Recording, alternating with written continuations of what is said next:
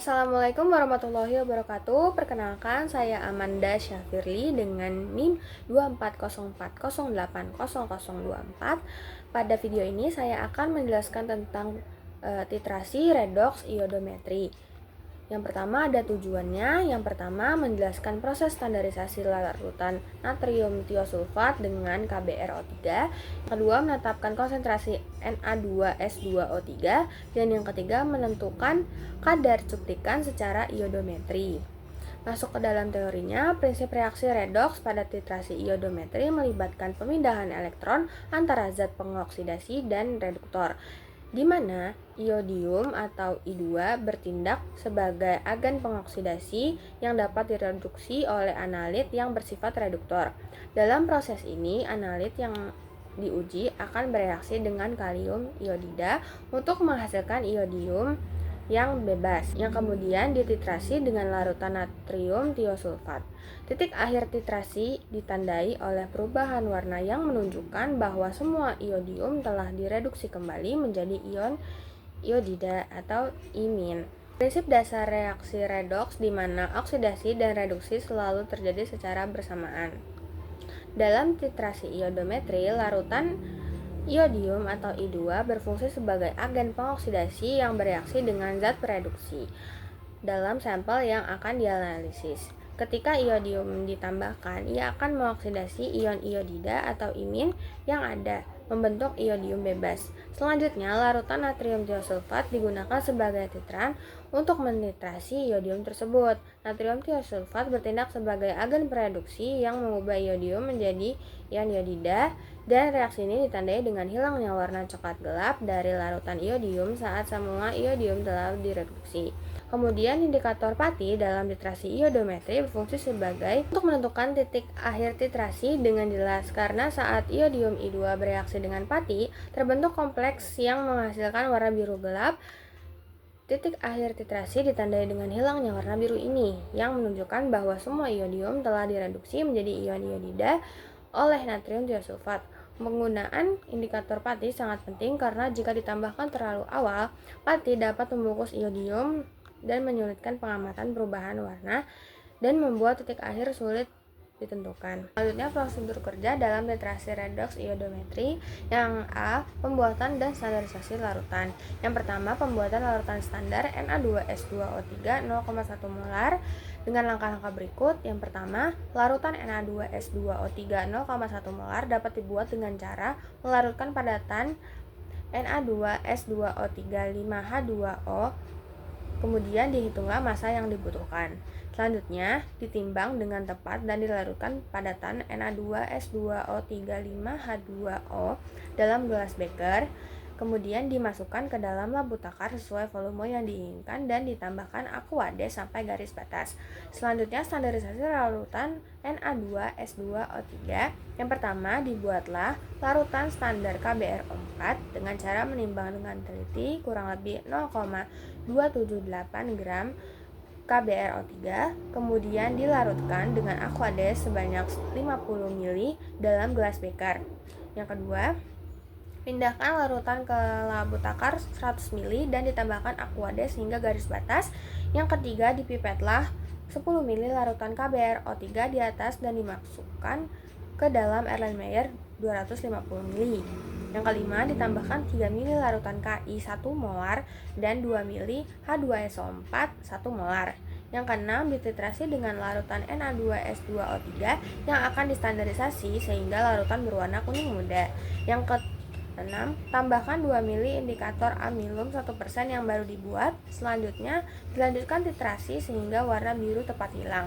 Kemudian diulangi titrasi sebanyak 3 kali. Selanjutnya, dicatat semua data pengamatan dan informasi yang diperoleh. Yang terakhir, dihitung konsentrasi Na2S2O3. Yang B. Penetapan kadar tembaga dalam prusi. Yang pertama, disiapkan sampel prusi yang telah disiapkan di laboratorium.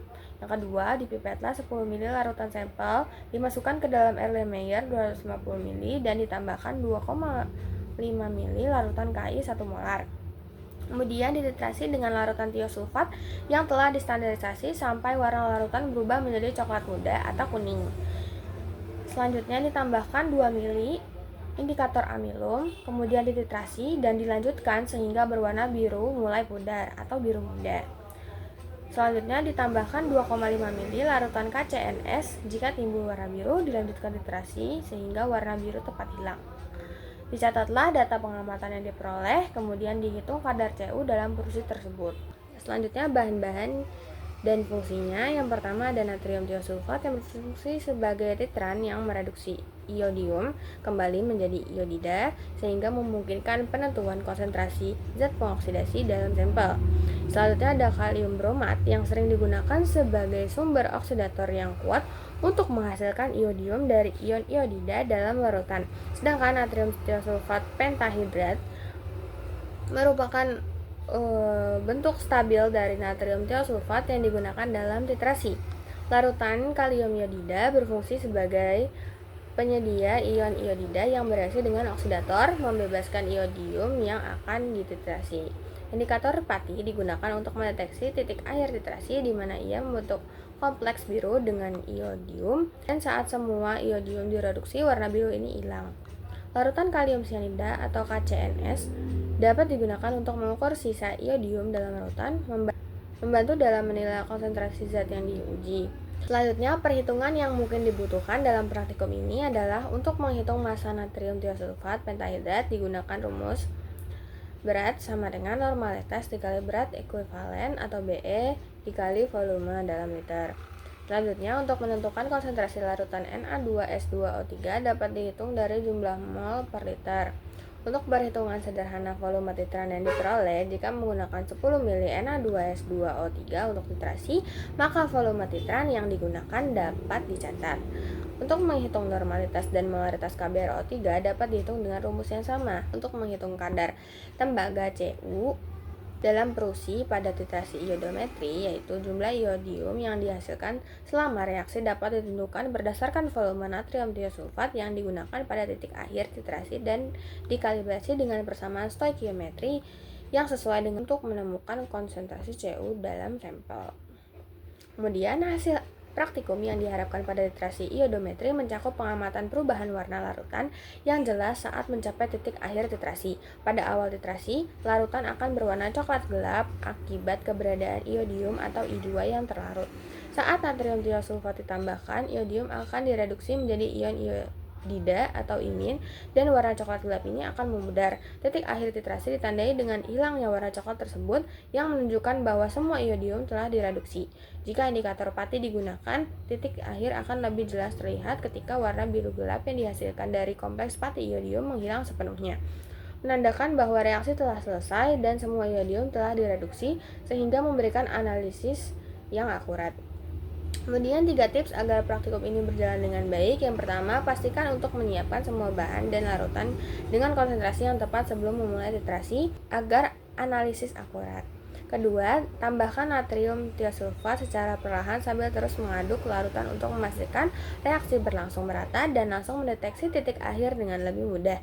Yang ketiga, digunakan indikator pati dengan hati-hati. Ditambahkan indikator hanya setelah sebagian besar iodium telah direduksi untuk menghindari pembentukan kompleks pati iodium dan menyulitkan pengamatan perubahan warna pada titik akhir. Keselamatan kerja laboratorium yang harus diperhatikan adalah selalu menggunakan alat pelindung diri berupa jas lab, masker, dan sarung tangan. Memastikan alat yang digunakan dalam kondisi baik, tidak ada kerusakan sehingga aman untuk digunakan, serta selalu menjaga kebersihan dan kerapihan meja praktikum.